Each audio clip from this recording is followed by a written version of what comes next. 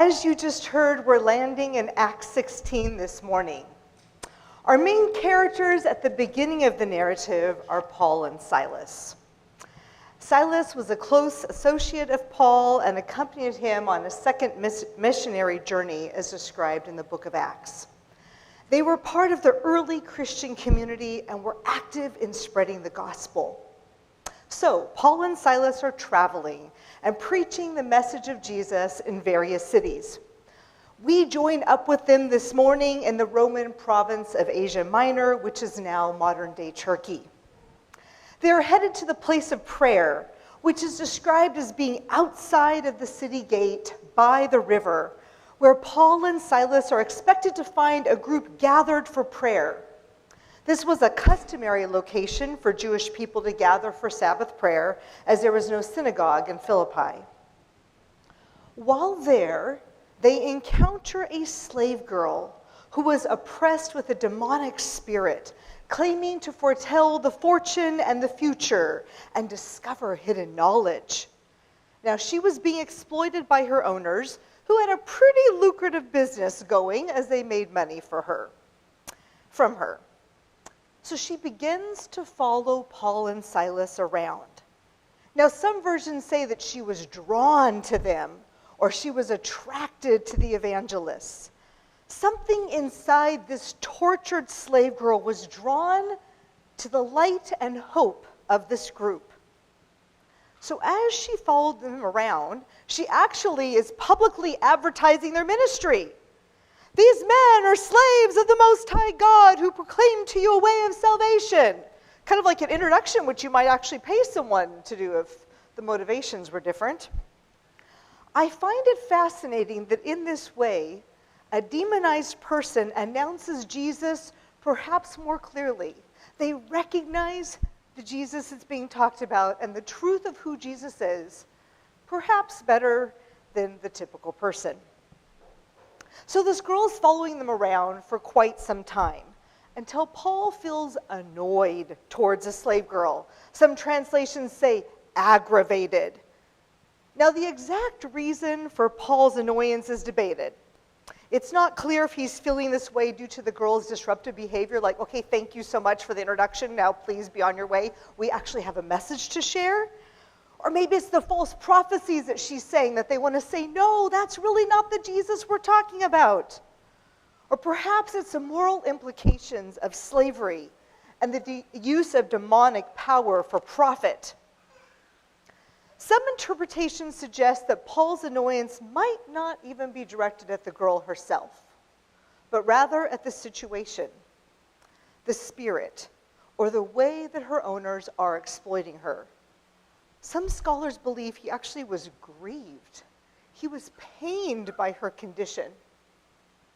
It may have been a whole range of emotions that Paul was experiencing, but they all point to the chaos of the situation, both internally within the poor slave girl and externally by the things that she is saying and the fact that these people have enslaved her.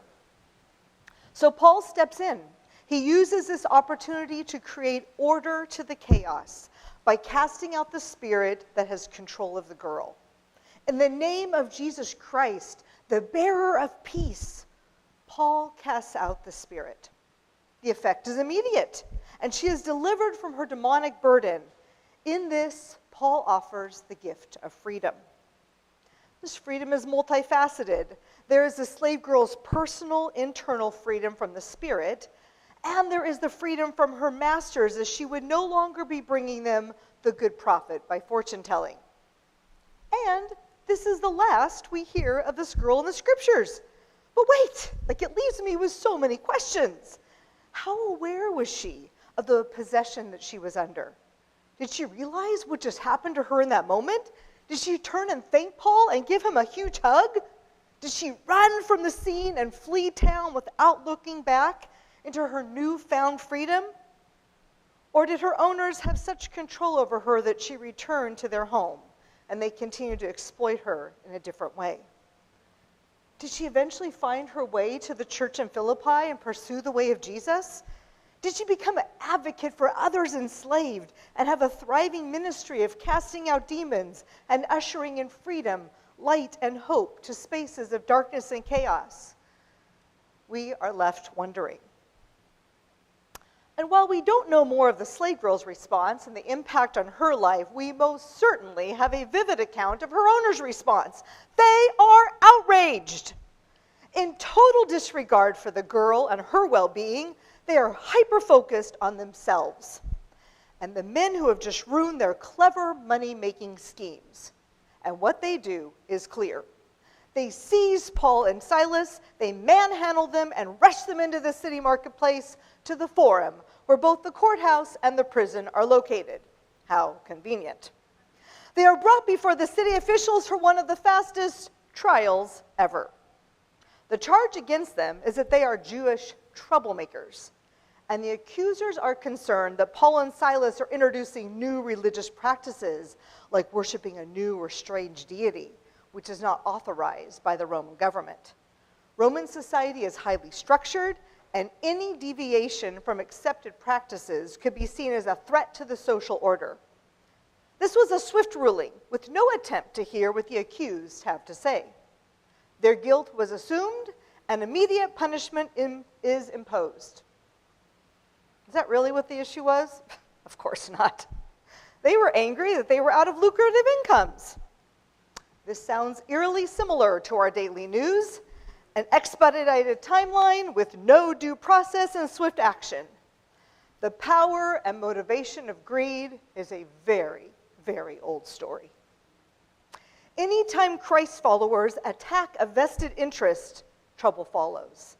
And in this story, you clearly see that when the financial pockets of these men were touched, there is an uprising. Some have said that selfish people are the greatest obstacle to following Christ. William Barclay's commentary points out that the tragic thing in this situation is that Paul and Silas are imprisoned for doing something good, for helping this poor soul. They are creating order out of chaos. They are inviting the chaos and freedom from the demons, but they are charged for doing just the opposite. The crowd even joined in the attack against Paul and Silas, and the magistrates ordered them to be stripped and beaten with rods. After they've been severely flogged, which is a cruel whipping that breaks the skin and creates welts, they're thrown into prison, and the jailer is commanded to guard them carefully. When he receives these orders, he puts them in the inner cell and fastens their feet in the stocks. They're put into shackles, into the dungeon in a remote inner cell. Now, the jailer is likely a centurion, disciplined, trustworthy, and eager to carry out these orders exactly as given. After all, he takes his responsibility very seriously. So, Paul and Silas are now settled in their special cell, and security is certain. What might we now expect Paul and Silas to do? Like go to sleep? I mean, after all, it's been a full day. They're in a lot of pain. Maybe they can just forget about it if they can go to sleep. Do they demand legal representation? Do they ask when the next meal is being served? In a movie, the lights would now dim to signal the end of the day and the storyline would move on. But not in this narrative. Paul and Silas's day is far from over. We don't know exactly how long they're in the cell, but the biblical narrative tells us that about midnight, Paul and Silas are praying, and singing hymns to God, and that the other prisoners are listening to them. What a fascinating choice of the way to stay in their cell. Not sleeping, not asking for legal representation, not thinking about their next meal. Oh, the irony. They are beaten in response to their kindness. They are enslaved. They are put in prison because of giving someone freedom. A response of anger to the injustice might be a more expected response, but you see, this story is not about the expected response. We take ourselves with us into every situation we go. And so Paul and Silas's hearts are revealed by their response. They pray and they sing. Luke 6:45 says, out of our heart, our mouth speaks. And so out of their centered hearts came prayers and singing, and the other prisoners were listening to them. They were drawn to these men just as the slave girl was. They were drawn to the light, to the hope, to the love. And in the midst of this singing and prayer fest, suddenly there is an earthquake. Barclay in his commentary tells us earthquakes were not uncommon, but this timing certainly grabs our attention. Coincidence? I think not. The earthquake awakens the jailer, who comes running and sees all the prison doors swung wide open. And the only assumption he can make is that all the prisoners have escaped. Obviously, not even really a reason to go check. Certainly those cells are all empty. Roman law dictates that if a prisoner escapes, the jailer must suffer the penalty that the prisoner would suffer. So he raised his sword to kill himself rather than allowing the government to do it for him.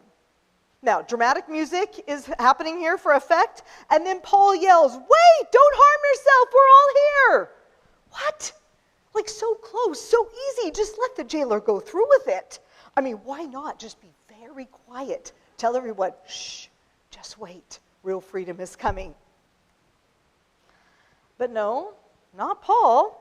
He's about a much bigger narrative. Paul can see from a larger vantage point, and in his compassion, his desire for real freedom to be experienced, he helps prevent the chaos of inmates leaving and prevents the chaos of death of the jailer. And then the jailer's response. The jailer calls for lights. Yes, lights. Why? Light disperses the darkness, literally and metaphorically. It signifies the triumph of good over evil, understanding over fear, and freedom over bondage. The light reveals that all of those imprisoned are still there, in their cells, doors flung wide open, and in that moment, the jailer has an awakening to a much larger narrative in his life. I love the way the Message translation writes his response. It says, "He led them out of the jail and asked, 'Sirs, what do I have to do to be saved? To really live?' They said, 'Put your entire trust in the Master Jesus, then you'll live as you were meant to live, and everyone in your house included.'" What does that mean? To live as you were meant to live. Dr. Will Cole, a doctor committed to holistic healing, says, "Hurt people hurt people, but thank God, healed people heal people. Safe people protect people. Free thinkers liberate people.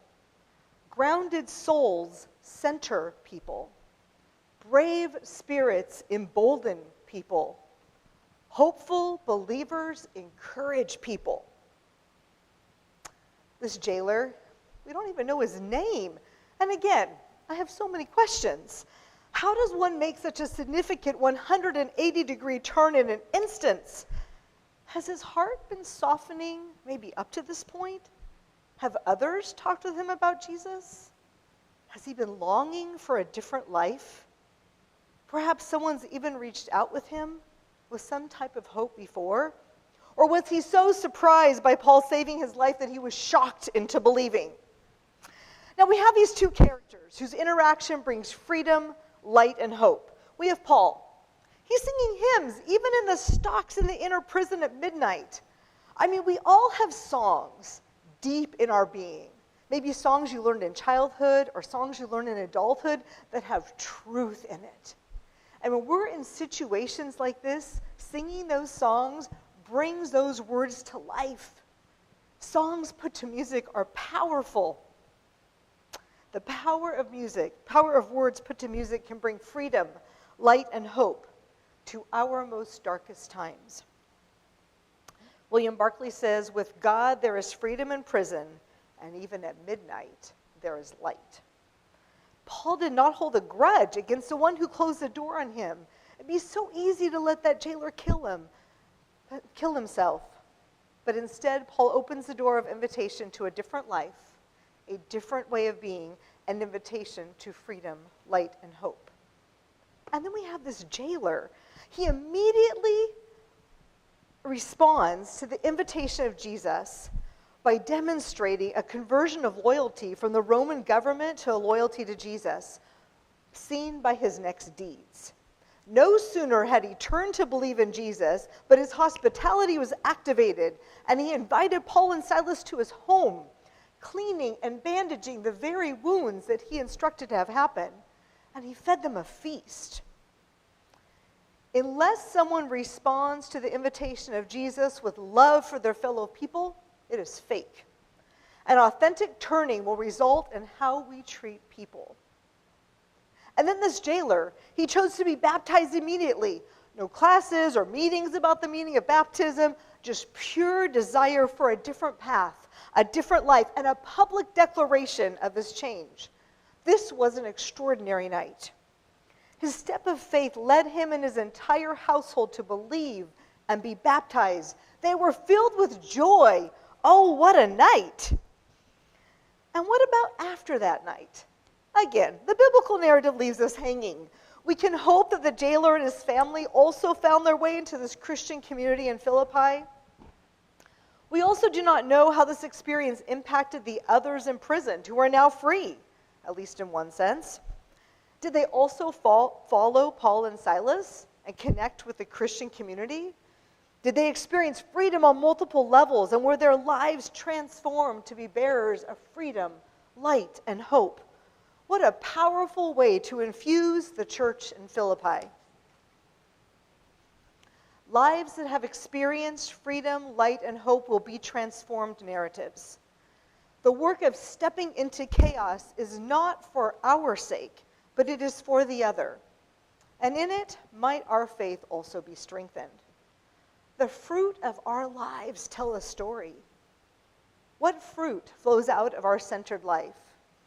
How do people experience us in the chaos of life? Listen to this short poem by Danielle Dobby entitled Ripples. When you create a difference in someone's life, you not only impact their life, you impact everyone influenced by them throughout their entire lifetime. No act is ever too small. One by one, this is how to make an ocean rise. What does it mean to live? To live as you were meant to live. Let's consider our response here as a congregation. CUCC, you have been a place of stepping into chaos for the sake of freedom for a very long time. You have been and continue to be a welcoming space for folks to join wherever they are on life's journey. You have been a safe haven for those who find themselves on the margins, misunderstood and misrepresented. After 2020, as the world was coming out of the COVID shutdown, you took a look around at declining attendance, challenging economics, and aged buildings. To some, this chaos might look like a sign to shut things down and cut your losses. But instead, you moved into prophetic imagination, and with Julia's leadership, gave yourselves permission for the freedom to dream, to look into the light, and to be the hope. And now the mixed-use project continues to move forward. In fact, the committee just met this last Friday night. We are all part of this dream. So let's pray together that the path will be evident and clear, and the mountains will be moved for this to happen. May we lean into the Spirit's guidance and wisdom. So keep your eyes open for upcoming announcements of specific times for us to gather in prayer as we align with the Spirit. This project is much more than just for us. It's an invitation to those who want an affordable place to live, a great facility for preschool, a fabulous place for groups to meet, including our congregation, as well as AA, yoga, painting groups, parties, and even some small spaces for local retail opportunities.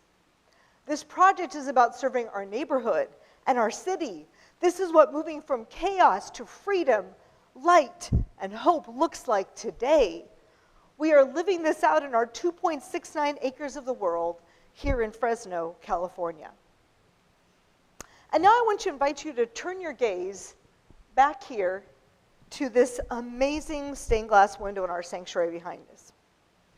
I could literally sit here for hours staring at the bright pieces of glass behind us.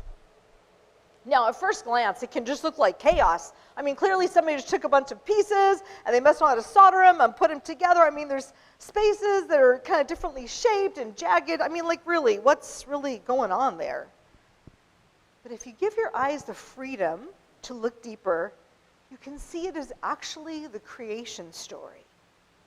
It's the Genesis narrative that talks about creating order out of chaos. Genesis 1 describes the earth as formless and void before God begins to create.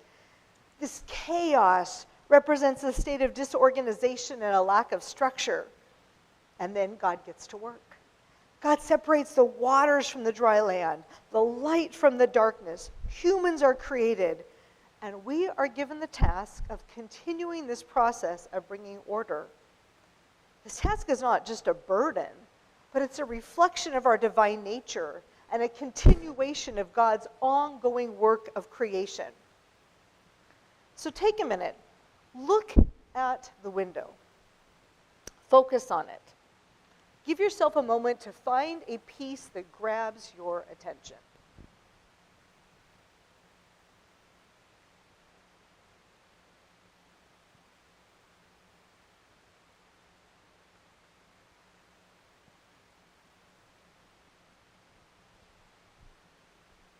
What does your piece look like?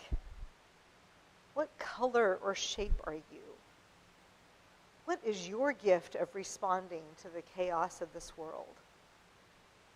We need you more than ever to share the God-given gift of you. In the chaos that surrounds us, nearly engulfing us, we get to be the light. We get to be the hope. We get to invite the Spirit to shine through our colored piece of the window, believing that together we can be light in the dark night of chaos with the invitation to freedom in Jesus, to light and to hope. What does it mean to live? To live as you were meant to live. You may be surprised at the impact you can have by responding to the chaos that is surrounding us. Stepping into the chaos is not about you or me. It's about others. It's for their sake, for their freedom. And in it, may we also be transformed as we experience increased freedom, light, and hope. Amanda Gorman's famous poem, The Hill We Climb, ends with the lines, "For there is always light, if we're brave enough to see it. If only we're brave enough to be it." So let's be brave. Let's be the light. Let's speak into the chaos. More looking someone in the eye and smiling.